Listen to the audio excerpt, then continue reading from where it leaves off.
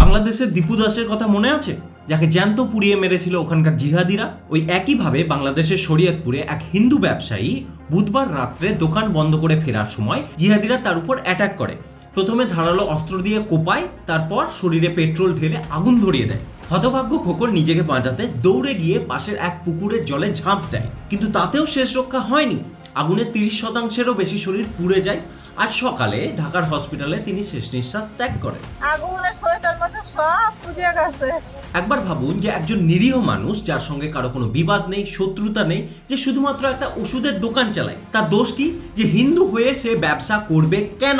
খোকন বাবুর স্ত্রী সংবাদ মাধ্যমকে এটাও জানিয়েছেন যে খোকন বাবু নাকি হামলাকারীদের চিনে ফেলেছিলেন, তারা নাকি তারই মুসলমান বন্ধু, এবং সেই জন্য তাকে বাঁচতে দেওয়া হয়নি, পেট্রোল ঢেলে তাকে জ্বালিয়ে দেওয়া হয়েছে।